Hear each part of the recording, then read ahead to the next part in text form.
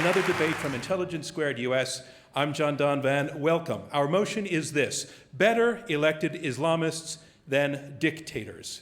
We have four superbly qualified debaters who have lived this issue for years, from well before Arab Spring, and they will be bringing to you their arguments for and against this motion. These debaters are here to try to persuade you of the power of their arguments, and you, our live audience, will act as the judges. By the time the debate has ended, we will have asked you to vote 2 times, once before the debate and once again after the debate, on the language of this motion: better elected Islamists than dictators. Let's have the first vote happen now. If you agree with it, push number 1. If you disagree, push number 2.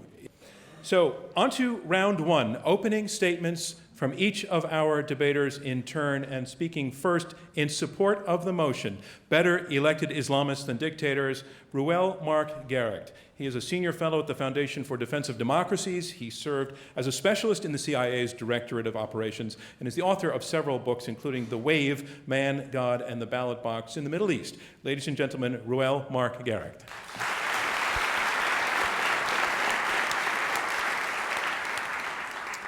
It's a pleasure to be here. Last time I did IQ2US in London, I actually laughed so hard during the debate I pulled a muscle on stage.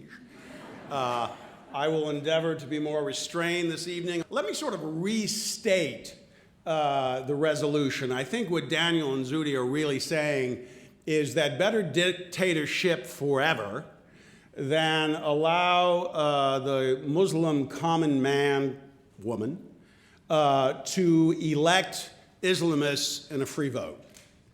Now that's a pretty, I think, ironic position for them to take, because what they're essentially saying is they want to perpetuate the political systems which have allowed Islamic fundamentalism, including its most radical offshoots, jihadism, most famously Al-Qaeda, to actually grow stronger. It is no accident that Islamic radicalism has grown enormously during the period of dictatorship, secular dictatorship, throughout much of the region. It has been jet fuel for that cause. The societies that have been ruled by dictators and kings with ever coarsening, I think, rigor, have harmed their societies, have caused more or less an ethical collapse. I think Daniel, and perhaps Zudi too, would once upon a time have said with the best hope for the Islamic world, and that would be Turkey. All right? Because Turkey really had the model that everybody in the foreign policy community on the left and the right really liked. That was the model that you would have in enlightened dictatorship. You have someone like Mustafa Kemal Ataturk. He would come in and, through force of arms, literally, change the society, create the social basis for a more liberal order, and boom, down the pike, you would have liberal democracy. Now, guess what's happened in Turkey? You haven't seen the triumph, actually, of liberals yet in the ballot box. For the last almost 10 years, you've seen the Islamist Party win. As the elections became ever freer, as the generals moved off, guess who became the dominant party? The AKP, the Justice and Development Party, which is an Islamist, I think Daniel would call it an Islamist party. So what that ought to tell you is that under no circumstances are you going to create a liberal order in the Middle East without bringing along the faithful. You cannot have a dictatorship who will take the traditions of the past, who will take the ulama, the religious scholars, and throw them in the dustbin or throw them in jail. The only way you're going to get a more liberal order in the Middle East is through people of faith. It is through the fundamentalists participating in the system that you're actually going to develop the jousting ethic that is going to allow liberals to have greater chance. It's the only through them participating that you're going to have people become responsible for politics. We don't know what's going to happen in Egypt. We don't know what's going to happen in Tunisia. But we can tell that in Iran, under a theocracy, under dictatorship, there has been a profound change, that you have fallen revolutionaries everywhere. I do not have time to go into the number of them, but it is an ocean. It is a tidal wave of people who were once hardcore Islamists, who have abandoned the faith or who have evolved their faith and have become pretty profound Democrats, if not liberals. So I suggest to you, if you want to see evolution, you cannot be in favor of greater dictatorship, which can only promise you stagnation. Thank you. Thank you, Reuel Mar Gerecht. Our motion is better elected Islamists than dictators. And here to argue his position against the motion, Daniel Pipes. He is president and founder of the Middle East Forum, which publishes the Middle East Quarterly and sponsors Campus Watch, Islamist Watch, and The Legal Project. He is the author of 12 books, and his bi-weekly columns are read around the world. Ladies and gentlemen, Daniel Pipes.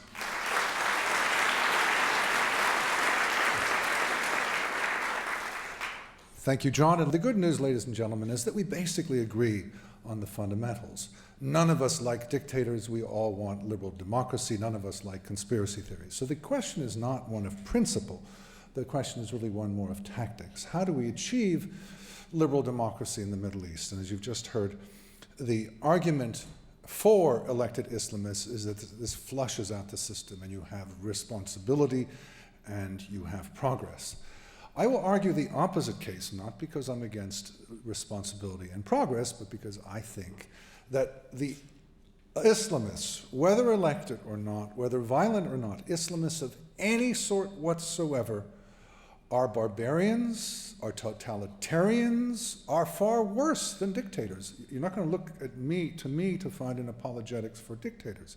They're execrable, they're horrible, they're brutal, they're miserable. But the Islamists, elected or not, are even worse. One can distinguish between those dictators who are greedy. They're interested in their own welfare. They have huge amounts of money stored away. And in the pursuit of this greedy goal, they are going to harm you if you get in their way. But if you don't get in their way, they'll leave you alone. They don't have a vision. They don't particularly cooperate with each other. And they often do cooperate with us because they don't have any particular hostility towards us so long as we don't get in their way. Now that's bad. There's no apology from me on that. But the ideological dictators, be they fascist, communist, or Islamist, are far worse because they wish to impose their vision. They wish to create a global hegemonic state, in this case, caliphate, in other case, an international communist state or Nazi state. They have a vision for the new human being who they will redo. And if you get in their way, they will, even if you don't get in their way, if you disagree with them, they will be brutal with you. So in short, the motion that's before us, better, if you agree with this motion, better elected Islamists than dictators, you are in effect saying that you also agree with the idea, with the motion, better elected Nazis than dictators. Adolf Hitler was elected, was he not? These are the same people. These are totalitarians. So one, work with dictators but push them towards civil society and democracy. Two, always help the liberal elements. And three, always, always, always oppose the Islamists. They are our worst enemy. And wherever they come in, they are our enemy, and they are the enemy of the subjects that they rule over. And Reuel mentioned Turkey. Yeah, Turkey has become Islamist, as he mentioned, for the last 10 years. One sees a Turkey, which was always imperfect under the other parties, has under the AKP become far more dictatorial than it had been before, far more hostile in its foreign relations with state after state on its periphery, has the largest number of journalists in the world that are in jail and the like. So, in short, if we want to get to liberal democracy, which we all agree upon, the thing to do is to work with the dictators and improve the dictators and slam the door on the totalitarians and the ideological dictator. Thank you. Thank you, Daniel Pipes. We are halfway through the opening statements of this Intelligence Squared U.S. debate. I'm John Donvan. We have four debaters, two teams of two, fighting it out over this motion, better elected Islamists than dictators. You have heard two of the opening arguments, and now on to the third. I'd like to introduce Brian Katulis. He is a fellow at the Center for American Progress. He has served as a consultant to numerous U.S. government agencies, private corporations, non-governmental organizations on issues related to the Middle East and South Asia. Ladies and gentlemen, Brian Katulis.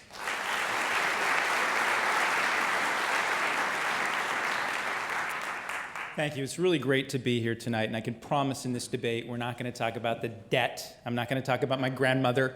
I'm not going to talk about your tax rates. We've got a really juicy topic. And I'm going to break it down into 3 main points why you should vote in favor of the proposition and not against us. Number 1, no dictatorship can maintain the status quo that we see in the Middle East right now. A vote for the proposition would be a vote to accept reality. A vote against the proposition is a vote to stick your head in the sand. It's simply not sustainable. Number 2, elected Islamists will change in response to the politics. What I'm focused on are the people, and I lived over there.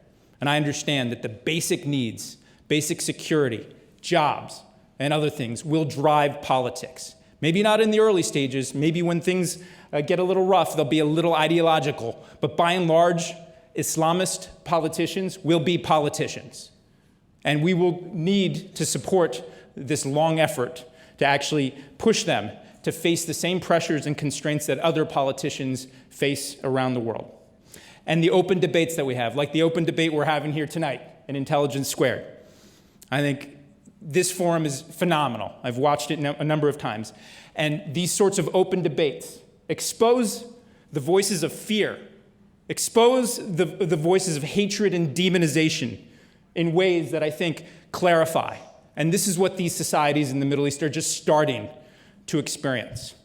So, again, a vote for the proposition is a vote for the possibility of change in these societies. A vote against it is for the status quo, which, as we said, is unsustainable and has harmed us. Third point, elected Islamists, not dictators, will defeat the radical ideologies of groups like Al-Qaeda. The fact that Al-Qaeda and its affiliates had virtually nothing to do with the removal of leaders in places like Egypt and Tunisia and the widespread calls for political reform and the battles that are still going, I think, is telling. The fact that Zawahiri, the head of Al-Qaeda, wrote a book attacking the Muslim Brotherhood for actually participating in democratic politics is telling. Looking ahead, it seems that Al-Qaeda's popular appeal, I think, will remain low, given that many of the protesters were out there supporting democratic reforms. People are going to the ballot box, the very thing that radical jihadists are opposed to. I'm going to say that we're faced with a great opportunity here.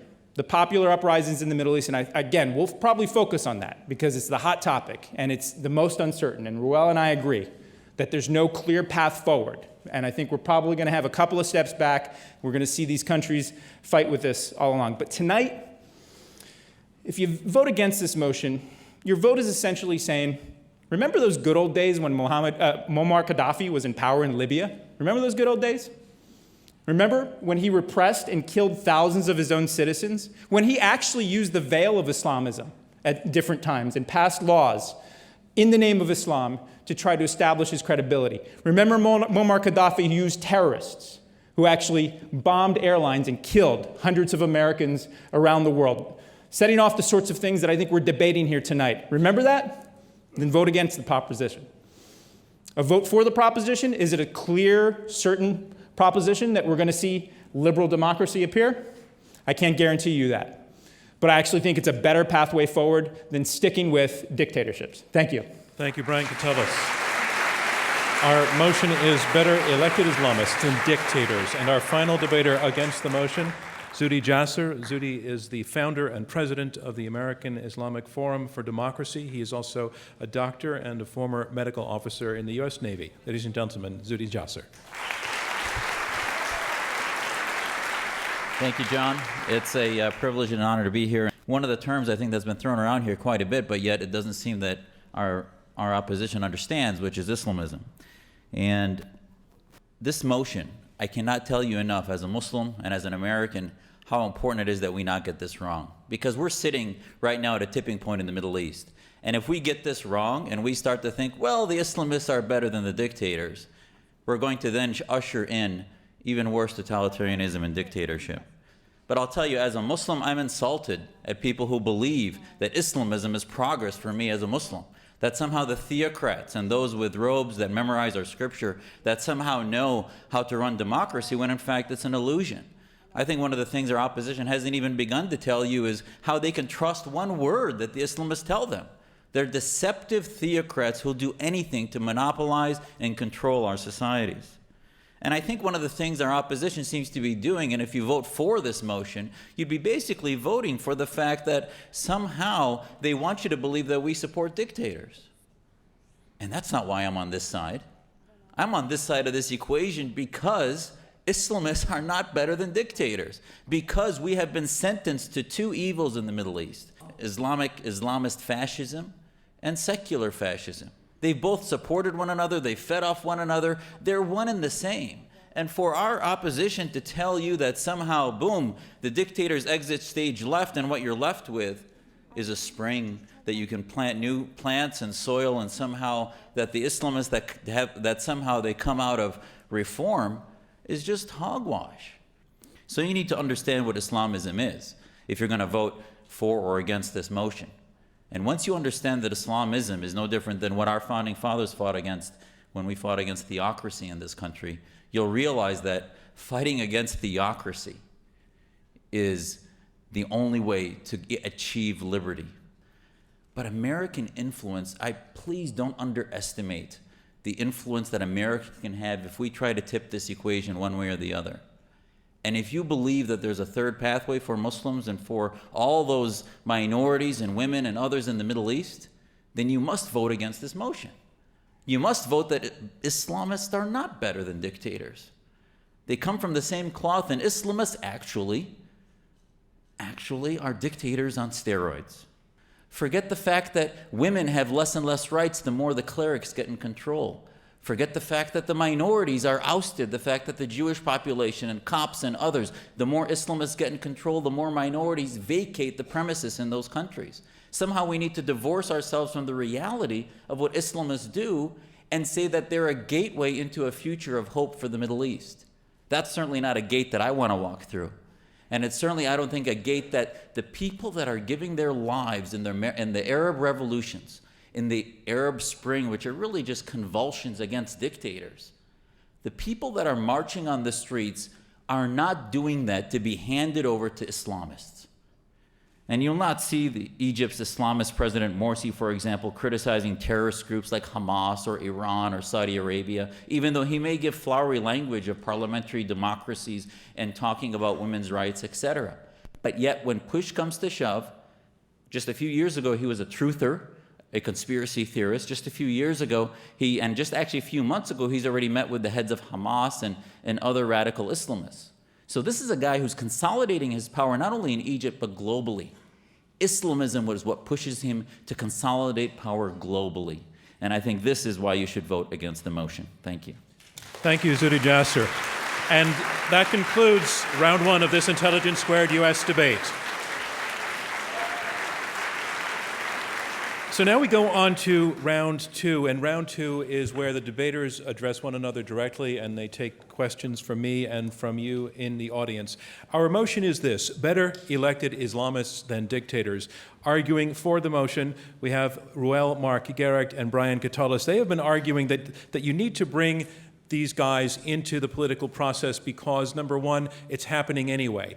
The side arguing against the motion, Daniel Pipes and Zudi Jasser, are arguing that Islamists cannot be reformed, that they are intolerant, they are barbaric, they are totalitarian, far worse than any dictator, that they are deceptive and will do anything they can to stay in power.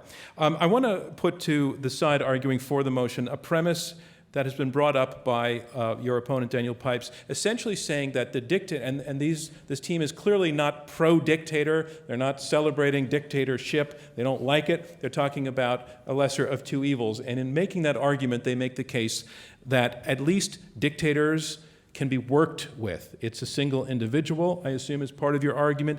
The U.S. may have leverage over dictators in some cases, that they can be worked with and change can come about that way. And I'd like the side arguing against them and in support of elected Islamists to take that on. Reuel Mar Gerecht. It's pretty hard to find an instance where you can find the United States successfully encouraging a dictatorship to evolve liberally in the Middle East. Daniel, said, "I wish we had." Well, of course, I wish we had. I wish we had taken the Shah, we'd done the Shah, put more pressure on him so he could have evolved and developed elections so you wouldn't have had a revolution. I mean, I just have to say this. Daniel's premise is that there's somehow, by the mighty hand of the United States, we're going to discover these hidden liberals in the Middle East, and suddenly, through America's nurturing, these liberals are going to come forward and defeat the people of faith.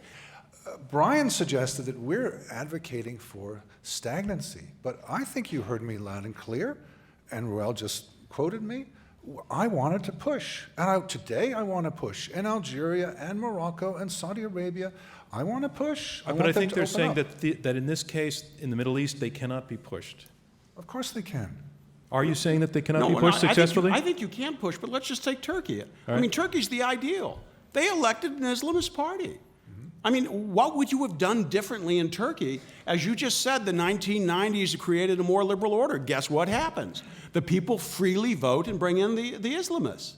So I don't see, if Turkey's not going that way, how is Egypt, which is far less westernized, which has been much farther from the European traditions go? Brian, hang on a second, Zudi, Jasser. Yeah, you continue to use the old paradigm as if somehow all we have is to look backwards. And I think if there's any message from the Arab Spring is please stop looking backwards at the old and look at the new. And that the Arab Spring was a grassroots revolution. It wasn't about the old either clerics or the dictators. There's new choices there. This was a Facebook revolution, YouTube revolution, Twitter. It was about communications on the ground. The Islamists then hijacked the revolution, and now you want to hand it over to them as if there's no liberals on the ground. And I think it's insulting to the Middle East population to say that there's no liberals on the ground. I've read hundreds of those leaders and scholars, but they've just either been in jail or suppressed by both of the ones you want us to believe. Brian Katulis. Well, I think the notion that we could work with dictators today in 2012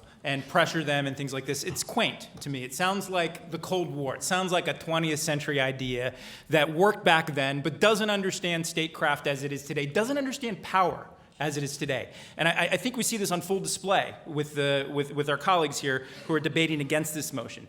Zuhdi equated fighting against theocracy with fighting against elected Islamists. And I got to tell you, there's a big gap between those two. And I also got to tell you that I think when I listen to them present their arguments, not only do they think that the people of the Middle East are foolish and will just listen to elected Islamists and re-elect them blindly, I think they think you're foolish tonight. Because I think the biggest argument that could be made is, and it's not about the leaders or what Morsi says and what he might not say. When I see Egypt today, Egypt after Mubarak is an Egypt where there's multiple centers of power that are competing for this. And they're fighting with each other. And yes, Islamists did well in the first round of elections. But guess what? I actually think in the next round of elections, you're going to see even more competitive space here. You stick with dictatorships. You don't let Islamists go out there and make fools of themselves in the way that I think elected democracies open up that space. All right. Then we're going to have the same old, same old. Daniel Pipes. You see an Egypt that's got lots of contending centers of power. I see an Egypt where the Coptic population is increasingly being repressed, murdered, emigrating, as it never has before. I see a population where women are being repressed as they never have been before. I see a country where the Sharia, a medieval law code, is being dredged out and applied, and you call us quaint? You're advocating for a medieval code. Let me let Mark address that. Yeah, I mean, one, the Sharia has been the rule of law for much of the Egyptian population all over the place for decades now. Wait, can you, one sentence on what do you mean by that? In the sense that the central governing structure had collapsed. One reason the Islamic fundamentalists were able to come in and have such growth is because the social order from the central government had just basically ceased to exist. And also because there are a lot of Egyptians out there who don't have a problem with much of the holy law. And I don't think you get to take the holy law as you tried to do in other places in the Middle East and just suddenly throw it. Ben Ali tried to do it. Just take it, throw it away. You have to have it organically evolve. If you really want liberal Democrats to rise, you can't, as the most powerful country in the let world. them win Let me in ask an this election. side. Something that Zudi just said, he said that these Islamists that you want us to support, Is that accurate? You want us to support Islamists? It's absolutely incorrect. We're not saying vote for these Islamists. We're saying vote for the possibility of competition in these politics. And that's an oversimplification right there. And I think it's an oversimplification to say that this current U.S. administration supported Islamists over any other thing. They've supported the openness and people having a voice in their own debates. Is there a distinction? Let me go to this side. If people vote for Islamists, is that the will of the people being expressed? I don't believe so. Said Ibrahim said in the Wall Street Journal, he said, please give us 4 or 5 years until we have elections because the liberals need time to get infrastructure, to get institutions. And the people that would get legs now are only more of the old. My old friend and teacher, Olivier Roy, made I thought the pithy remark where he said if France had to wait for the development of a democratic culture, France would still be a monarchy. The notion that you are somehow going to push off into the distance 4 or 5 years, and you get the 4 or 5 years, another 4 or 5 years, that you're going to have suddenly liberals become strong in the dominant party, I think isn't serious. Ayman Noor couldn't win an election in Egypt right now if the CIA had paid every single Egyptian $5,000. Daniel, I find it curious that Zuhdi and I are celebrating, let's call them the liberals, the moderns, in Egypt and the rest of the Middle East, and you two are denigrating them and ignoring them. These are the hope. Why don't you put your faith in them? Why do you put your faith in people who have a code and a vision that is as antithetical to ours as could? Where is the moderation? Where have these people improved? We have to get there first. What you're doing is closing down the option. You're basically saying you don't get to have the right to have a democratic process. And by the way, the Western democratic process, if you recall, was not terribly pretty. It was really ugly, took a long time. They'll have to go a really long distance before they actually have as bad a time as we did. Daniel Pipes. What we see in Syria is the bringing in of violent Islamism. If I take your formula, and I respect your formula, I don't agree with it, but if I take your formula, Zuhdi and Daniel, you're going to rely on the goodwill of Bashar al-Assad to sit down with secular liberals and give up power and actually open up the political system. That's your formula right now. I think that's all great and fine, and we should support liberal Democrats everywhere. I'm in favor of covert action programs all over the place. But I just don't see you've got the traction. And I don't see if you go to Mubarak. I mean, Mubarak made a real hobby out of squashing liberals like he made a hobby of squashing everybody else. So Mubarak says, no, I don't want to do that. And what's the United States going to do? All right, take the money away, take the money from the military, and then he says, all right, you're going to weaken me, the Islamists are coming. You've already said the Islamists did come. So I don't think you can create liberals in the Middle East out of sand. There has to be a process, an evolution. In the West, liberals were not born overnight. They came into being. It was, I don't want to go through Occidental history here, it was a very ugly process. What he is saying is that, no, you don't get to have that process. We had that process, but no, not you. Muslims don't get to evolve. You have to be born liberals now. Zudi Jasser. Reuel, I'm sorry, you're living in this academic bubble that is so far removed from the reality on the ground that you know, the reality on the ground is, as a Muslim, the Islamists never want debate, never allow debate. They suffocate liberal movements. And if you even look, let's take Turkey. The Secretary General of the OIC is Turkish. Give me one statement that man has made criticizing any other Islamic regime, Islamists from Iran to the Taliban, etc., to the Saudis, the Wahhabis. Not one, because together they seek a neo-caliphate, they seek Islamic hegemony around the world, and the Islamists don't allow debate. I can tell you this from experience, and it's no better than the dictators. And actually, American influence, if we want to help the liberals, and they see us saying, oh, well, the Islamists are a little better, they're going to throw us aside and say, geez, there the Americans go again, caring not about us. Zudi, Daniel, your partner likened Islamists to Nazis. You agree with that? And I want to bring that to the other side. Nazis, they can't be reformed, and they're all the same. Can you take that on? Oh, absolutely Brian not. Katulis. I mean, especially elected Islamists. And again, we're at the early stage of an experiment here. in many of these countries. But just look at the facts. Look at countries that are Muslim majority. They morph, they modify. I see it in Egypt already. And again, we're in the early stages. It's hard to game this out. But you have different strands of Islamism, even within the Muslim Brotherhood, which we paint Islamists. And this is sort of like a nice tactic people like to do, is lump 1.6 billion Muslims all together and talk about sort of political Islam in some sort of way and make us believe that these people, the constituents, are fools and that they'll just blindly follow some sort of theology here. And you're saying not all Islamists are the same. I want to bring that point to the other side. This is a supremacist idea. Look at what this country came out of. I think you're forgetting American history. Our history was that Christianity reformed and separated church and state, not through really a simple process. It was revolutionary, with hundreds of thousands dying in Europe for the Enlightenment and then the American Revolution. Do you think that the Islamic world is going to separate mosque and state in any less violent type of a revolution? It's going to be major, and the Islamists are going to just sort of hand it over. Reuel. I'm not sure I followed that at the end. You know, there are Islamists out there who are hell on earth, and I can't think of a single good Islamist. It's impossible. That's really not the point. The point is how do you bring about how do you bring about a political system where you have evolution, where you have some chance? If you are going, you're not going to get a situation, and I think we've seen that since the Great Arab Revolt started, you're not going to get a situation where liberals are going to win an election. People of faith are going to win the election. Islamist parties are going to win the elections. So you're going to have to take that as a given. You're not going to be able to have the United States come in there and dictatorially essentially say, I mean, Kissinger made the great line, democracy is great, but I really want to know who gets to win. You don't get to know who gets to win. You've got to go through the process. You have to set up a system where you have a jousting ethic. Fundamentalists have to fight with fundamentalists. In Egypt, the Noor party of the Salafis is absolutely morally repugnant. All right? No doubt about it.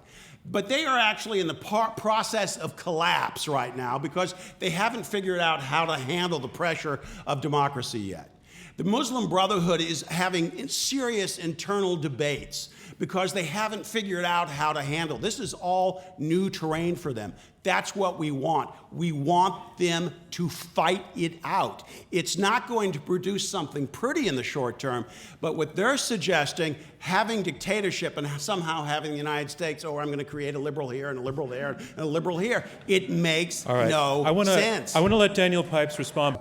I think what this difference boils down to is that our opponents do not apologize for Islamists. You just heard it. I can't think of a single good Islamist, we just heard. And we sure don't apologize for dictators, Assad, Mubarak, and the rest. So nobody likes anybody. The difference is, you just saw Reuel scornfully, liberals, we're creating liberals, liberals, we're creating liberals. We think that this is the hope of the future. We think they do exist. We saw them. We saw them in Tunisia and in Egypt and Syria. We see them throughout the region. We believe they're the hope. And so we're trying to find a way to build them. They have given up on the liberals and are willing to go with the medieval. They're not happy about it, I gather, but they're quite ready to go with the medieval totalitarian order, medieval-style totalitarian order. Well, no thanks. Let's be hopeful. Let's try for a better Middle East. Let's work with the people who have a decent vision of the future. All right, let's go to some questions. Barbara Arfa of New York City. I understand the premise of those of you who are speaking for the motion, and it's very enticing to believe that the Islamists will morph. What I don't understand is, how will they morph if there's so much violence that once they begin to change, they're in tremendous danger of being killed by other Islamists? There's so much murder, so much violence as part of that culture. Aren't they afraid to morph? Perfect question. this side. Look, I think Brian they have a greater Katulis. possibility to morph now than if they were facing Saddam Hussein, who killed hundreds of thousands of people.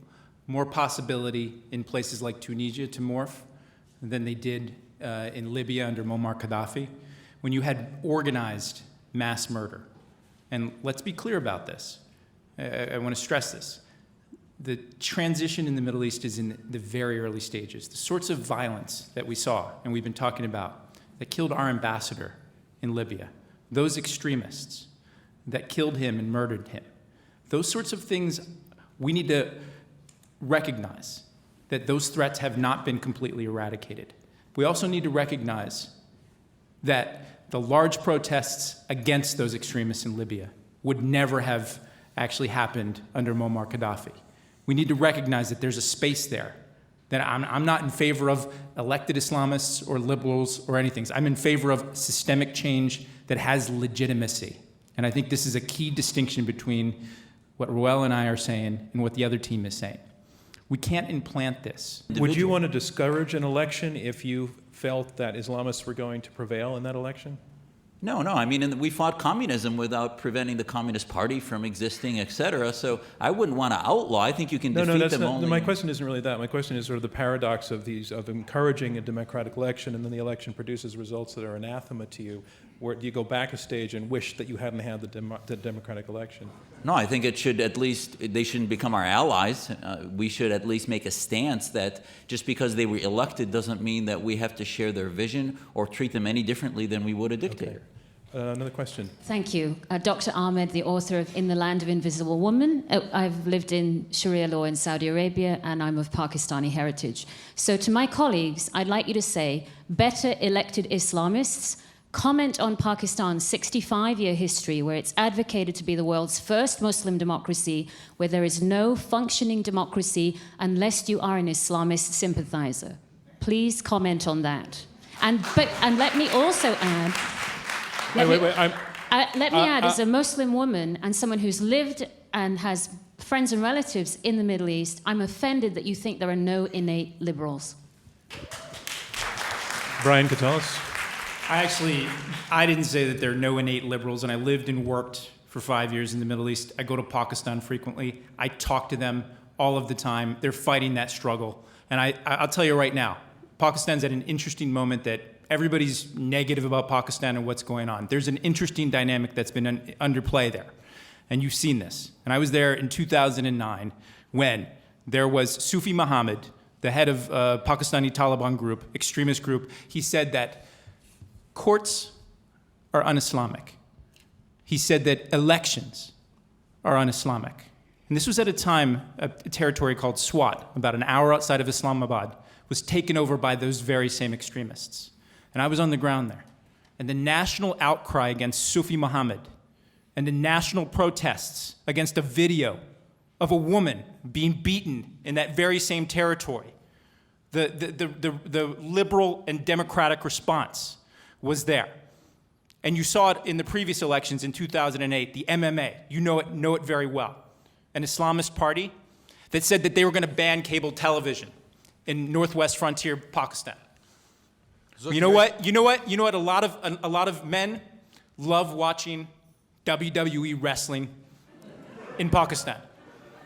These parties tried to rule theocratically and by a basis of religious ideology, and they failed. They were voted out in the ballot in 2008, and as you know, not end of story at all, because Pakistan is at a dangerous place. But yes, there are liberals there, and they are fighting against those radical Islamists. They are going to have an election, guess what? Next year. And they're having an open debate. That did not exist under Zia. That did not exist under the dictators that ruled, the military dictators that, quite frankly, were backed by the United States, like these gentlemen want us to do. Let's hear from these gentlemen. That did not exist at all. Daniel Pipes. We don't want to back the dictators. Can I make it any clearer? We are not arguing for dictators. We are not arguing to extend their rule. We are arguing that we can influence them in a positive direction. I would love to see the dictators gone. I have an idea on who can replace the dictators. My name is Ben. I'm an Englishman in New York, like the song. I have my heart is with Brian and Reuel, but my head at the moment is with Daniel and Zudi. Reuel, you made a passing reference to France, and that got me thinking. The French Spring of 1789 was followed by 200 years of war, revolution, and genocide. I'm getting worried on this question. Yeah, I'm coming to the question now. I'm getting excited, actually. Yeah, I hope so. There are decades to go. So I'm sorry, I'm not going to go through the full 200 years. I'm just, how are you convinced that we can somehow avoid a repetition of that pattern in the Middle East? Because you planted those doubts in my mind by saying that. Reuel Mar Gerecht. I think the best answer to that is, and the simplest one is, revolutions are bad. You don't want to have a revolution. You don't want to have the violence that comes with a revolution. What you want to have is a transition that goes through elections. You want to avoid at all cost the triumph of the military men, the militarists. I would say in the Middle East, the real danger in the Middle East still in most places is not the Islamists, it's actually still the military.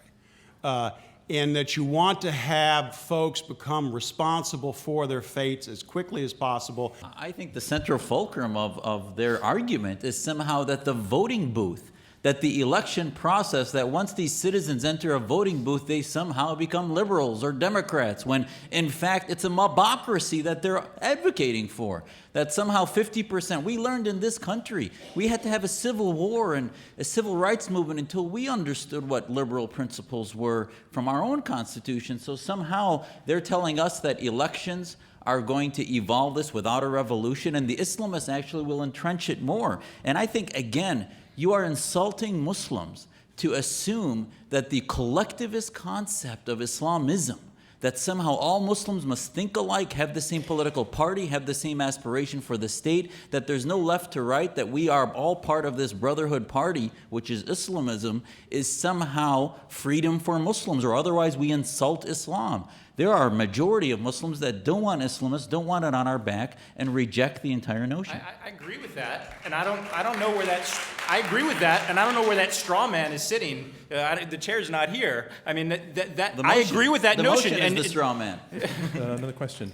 Will elected Islamists actually allow any evolution into democracy happen, or will they suppress it? That seems to, because I think we all like the idea. It's just, will it practically happen? Okay, that's a question for the side for the motion. Reuel Mar Gerecht. We don't know until it happens. I mean, you can't know this in advance. There is no way right now that we can be certain that you're going to have mini elections in Egypt and Tunisia and where else democracy spreads to. That is going to be, trial by error, by experiment.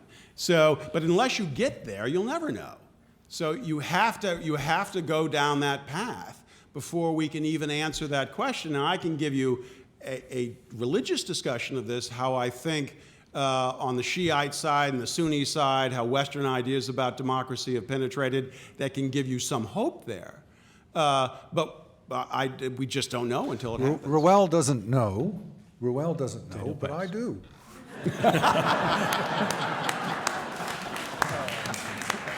No. Oh, Daniel, you could have just left it there. It was perfect.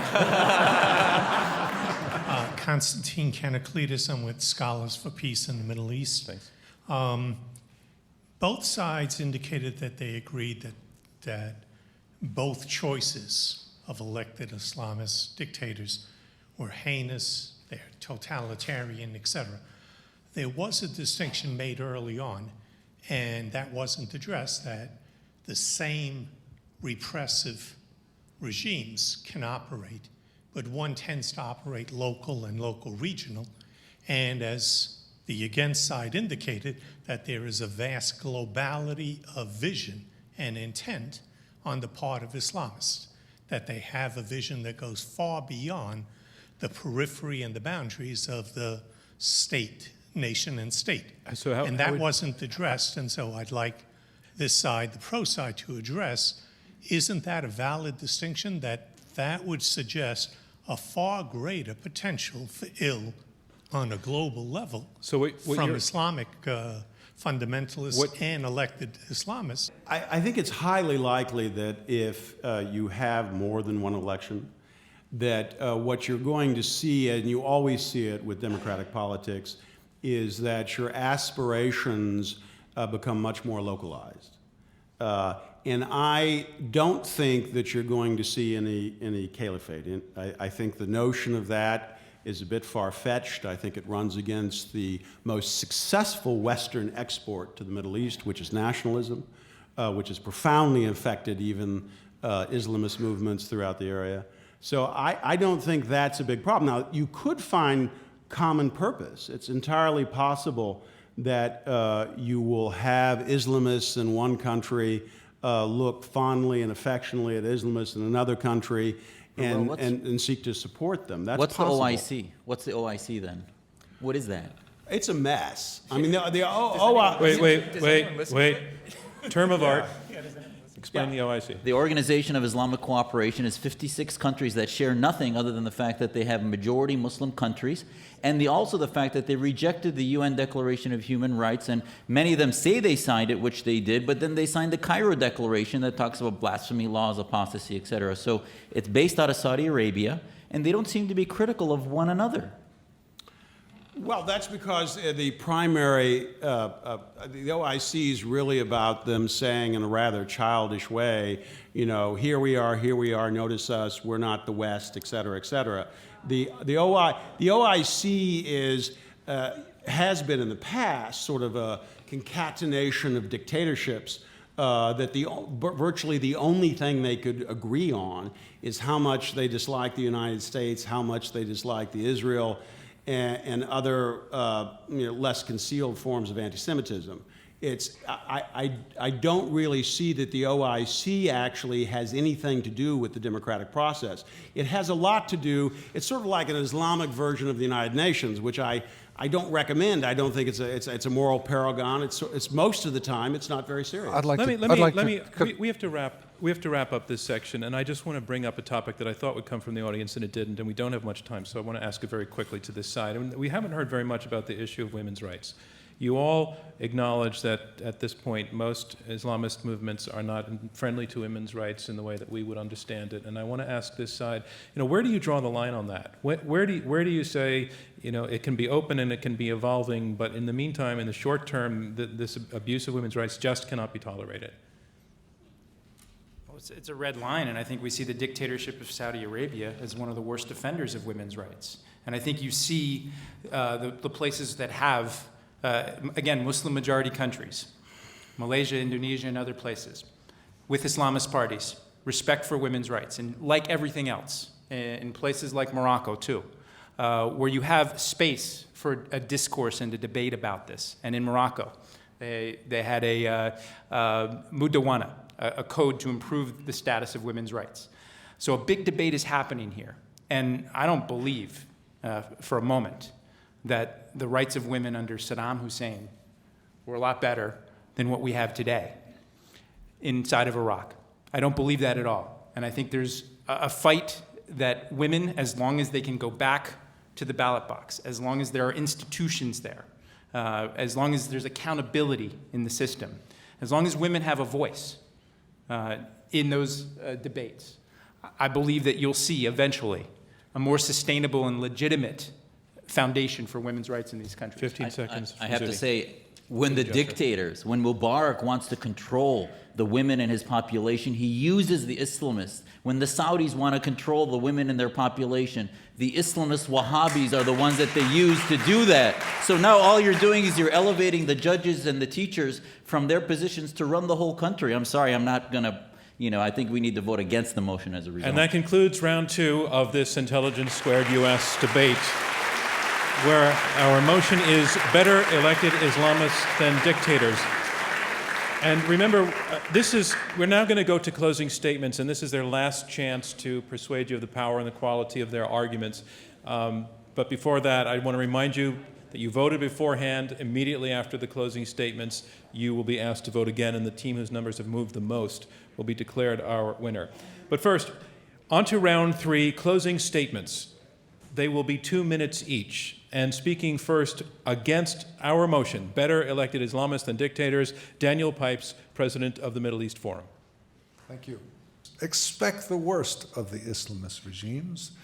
These are people who are not going to let go of power. One man, one vote, one time, or maybe 2 times is what you can expect. And therefore, I say better the greedy dictators that we can push around, that we can change, than the Islamist dictators who are our deepest enemies, who we cannot change, who will be there for decades to come, who will inflict enormous damage on their own populations, be aggressors toward their neighbors, and deeply mired in anti-Americanism. Thank you. Thank you, Daniel Pipes. Our motion is better elected Islamists than dictators, and here to speak in his position, closing statement on the motion, Reuel Mar Gerecht, a senior fellow at the Foundation for Defense of Democracies. I think Daniel started off by talking about tactics. And I have to say, this is the part I simply don't understand. He says we have dictators to push around and make evolve, but they didn't evolve, and we did push them around. If liberals are going to triumph, they're going to have to triumph in a free election sometime. I don't see how in the Middle East, where the region has been defined by faith, increasingly so under dictatorship, that you get to imagine a scenario whereby suddenly through American pressure, intelligently applied, of course, because Americans always apply pressure intelligently, that you are going to create a liberal order without coming to the ballot box and testing yourself. Thank you, Reuel Mar Gerecht. Our motion is better elected Islamists than dictators, and here to summarize his position against this motion, Zudi Jasser, who is president of the American Islamic Forum for Democracy. Even before we said a word, our opposition was trying to paste us with the dictators. And at the end, I think if you look at the poster children for Islamists, which is really the question in this motion, the poster children for the Islamism movement are the Muslim Brotherhood. If you believe that pessimism, that believing that Islamists are not better, but that pessimism will signal to the liberals on the ground that we are with them, that we will not support their new dictators, that ultimately you must vote against the resolution and against the motion. So many of our families have had it with dictators. Don't push upon our communities new dictators using religious language and suits. True moderation demands the abandonment of Islamism. You can't band-aid Islamism. It's a supremacist ideology. And it's bigoted to assume that Muslims and Islam can't have a third path, that Islamism is Islam, and it's not. So you must vote against the motion if you believe in real hope for those on the ground, and that those dying in the revolutions did not die in order to give opportunity to new Islamist dictators. They died for real liberty. Thank you, Zudi Jasser. Our motion is better elected Islamists than dictators, and here to summarize his position in support of the motion, Brian Katulis, who is a senior fellow at the Center for American Progress. We really have a choice here tonight. It's either to accept a reality that the dictatorships in the Middle East and in parts of South Asia have fostered the sorts of ideologies that led to the deaths of people in those societies and right here in Manhattan on 9/11. We can stick with that old system that is crumbling, a system in countries that have a population where more than half of the population is under the age of 25. And change is coming, whether we like it or not. And we can pretend like the system of dictatorships that we see in Saudi Arabia or in Iran or in other places, that we can work with them somehow and they'll open up.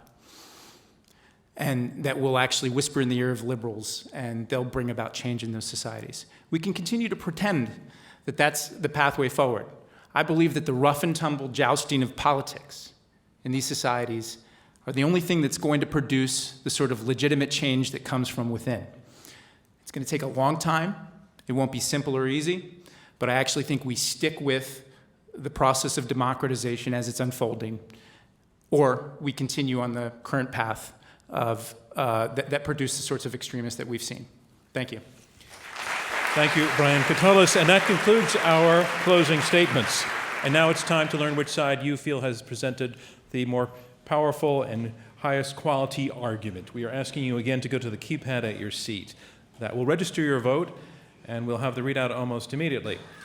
The motion is better elected Islamists than dictators. We're asking you to vote a second time, and this time to vote on the quality of the arguments you heard. If you feel that the team arguing for the motion presented the better argument, push number 1. If you feel the team arguing against presented the stronger argument, push number 2.